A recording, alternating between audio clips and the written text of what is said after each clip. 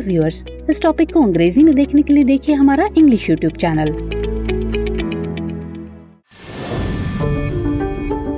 दृष्टि आईएएस के to the point programme में आपका स्वागत है।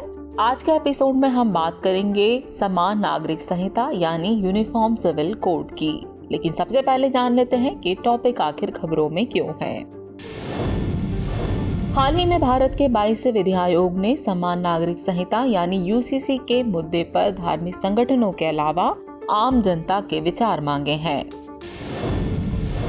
तो चलिए जानते हैं समान नागरिक संहिता के बारे में।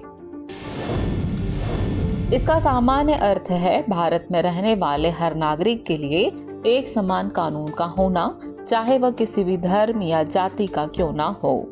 दरअसल यह अनिवार्य रूप से देश के सभी नागरिकों के लिए व्यक्तिगत मामलों जैसे विवाह, तलाक, गोद लेने, विरासत और उत्तराधिकार से संबंधित कानूनों का एक सामान्य समूह है।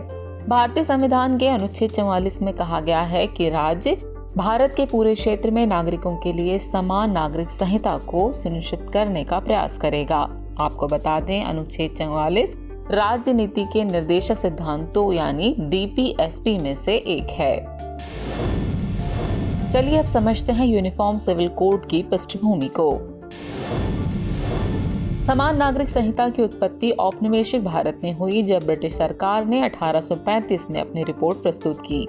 इसने अपराधों, सबूतों, अनुबंधों आदि से संबंधित भारतीय कानून के संहिताकरण में एक रूपता की आवश्यकता पर बल दिया था। इसी क्रम में सरकार ने 1941 में हिंदू कानून को संहिताबद्ध करने के लिए बीएन राव समिति का गठन किया था। इस समिति की सिफारिशों के आधार पर 1956 में एक विधेयक को हिंदू उत्तराधिकार अधिनियम के रूप में अपनाया गया था। इसने हिंदुओं, बौद्धों, जैनियों और सिखों के उत्तराधिकार से संबंधित कानून में संशोधन और उनका संहिताकरण किया। हालांकि मुसलमानों, ईसाइयों और पारसियों के लिए अलग अलग व्यक्तिगत कानून मौजूद रहे। और आखिर में न्यायालय के उन निर्णयों पर जो यूनिफॉर्म सिविल कोड से संबंधित रहे हैं। सरला मुद्गल बनाम भारत संघ, जो कि 1995 का मामला है, इस मामले में अदालत ने कहा कि हिंदू कानून के तहत हिंदू विवाह केवल हिंदू विवाह अधिनियम 1955 के तहत निर्दिष्ट किसी भी आधार पर भंग किया जा सकता है। इसी तरह वर्ष 2013 के जॉन वल्लमथन बनाम भारत संघ मामले में पूरे भारत में नागरिकों के लिए एक समान नागरिक संहिता सुनिश्चित की जानी चाहिए, ये बात कही गई। इसी तरह सुप्रीम कोर्ट ने वर्ष 2015 में कहा कि वह संसद को समान नागरिक संहिता लागू करने का निर्देश नहीं दे सकता। इस मामले पर फैसला लेना संसद का काम है।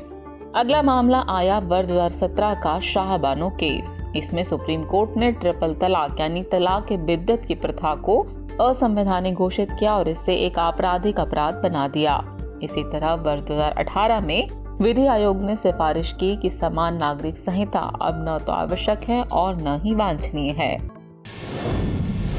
चलिए वक्त हो चला है आज के टॉपिक से रिलेटेड अभ्यास प्रश्न को नोट करने का। तो अभ्यास प्रश्न है, समान नागरिक संहिता के संबंध में निम्नलिखित कथनों पर विचार कीजिए। कथन 1 है, इसका अर्थ है भारत में रहने वाले हर नागरिक के लिए एक समान कानून का होना। और कथन 2 है, भारतीय संविधान के अनुच्छेद 44 में कहा गया है कि राज्य भारत के पूरे क्षेत्र में नागरिकों के लिए समान नागरिक संहिता को सुनिश्चित करने का प्रयास करेगा। उपयुक्त में से कौन सा ऐसे कथन सही है या फिर है, आपको ये बताना है।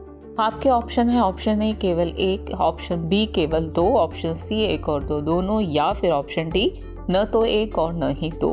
तो व्यूअर्स, आज के एपिसोड में फिलहाल इतना ही। मिलते हैं फिर नए एपिसोड में किसी और नए टॉपिक के साथ। तब तक के लिए शुक्रिया।